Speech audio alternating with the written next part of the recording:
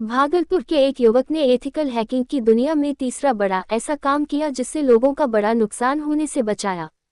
भागलपुर के युवक ने कमाल कर दिखाया है। एथिकल हैकिंग की दुनिया में तीसरा बड़ा ऐसा काम किया जिससे लोगों का बड़ा नुकसान होने से बचा है।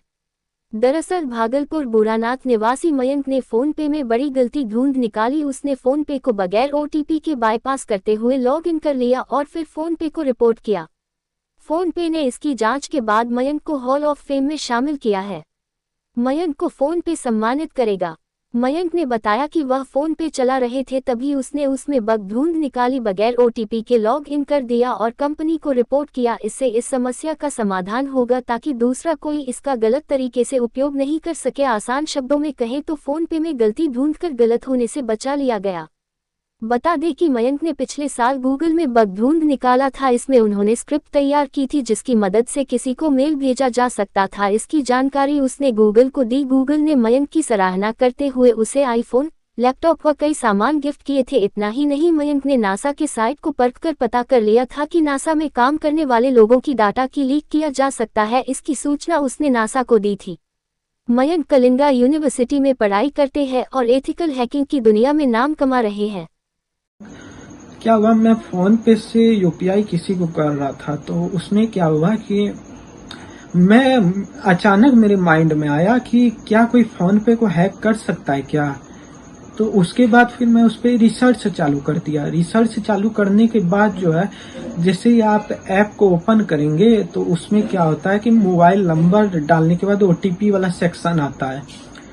तो उसमें क्या हो रहा था कि मैं अपना टूल से जो है ओटीपी वाला रिक्वेस्ट को हटा देता था।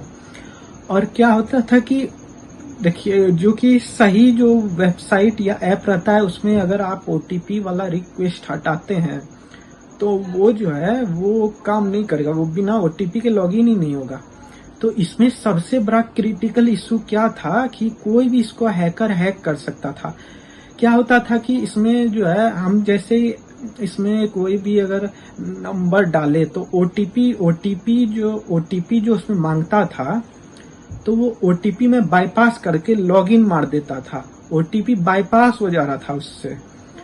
और लॉगिन करने के बाद जो है मैं हेल्प सपोर्ट से कोई भी उनकी जो यूजर्स की जो डिटेल है वो पूछ सकता था और उनका ट्रांजैक्शन देख सकता था, जो भी चीज है वो सब। तो इससे क्या हो रहा था कि फोन पे का एक तरह से डेटा लीक हो रहा था। तो इसको जो है मैंने फोन पे को रिपोर्ट किया। रिपोर्ट करने के बाद फोन पे ने 4 से 5 दिन का समय लिया। उसके बाद फिर फोन पे ने मुझे एक थैंक यू मेल भेजा और उसके बाद जो है उन्होंने मेरे नाम को जो है अपने वेबसाइट के हॉल ऑफ फेम में लिखा है, जिसमें कि आप गूगल पे सर्च करके देख सकते हैं। फोन पे हॉल ऑफ फेम के नाम से उसमें मयंक कुमार के नाम से मेरा नाम होगा। तो उसमें क्या है कि नाम पे जैसे आप क्लिक कीजिएगा तो मेरा लिंक्डइन प्रोफाइल खुल जाएगा। फोन पे में ही मुझे सबसे बड़ा क्रिटिकल इशू मिला है।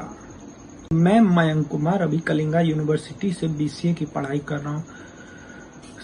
साल भर पहले मुझे गूगल पे बग मिला था जिसमें कि हैकर जो है वो किसी के मेल आईडी से किसी को मेल कर सकता था और डेटा लीक का कुछ बग मिला था उसमें। तो वो सब मैंने गूगल को रिपोर्ट किया था। तो उन्होंने मुझे हॉल ऑफ फेम दिया था और कुछ गिफ्ट्स जो है मेरे घर पे भेजे थे।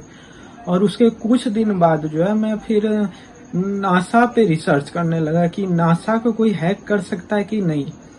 तो जैसे मैं उस पर रिसर्च कर रहा था तो उस पर क्या हो रहा था कि एम्प्लॉय का जो है वो डेटा लीक हो रहा था, जैसे कि email ID, password, user ID, password, ये सब लीक हो रहा था। तो उसके बाद फिर मैंने जो है नासा को रिपोर्ट किया कि M News Live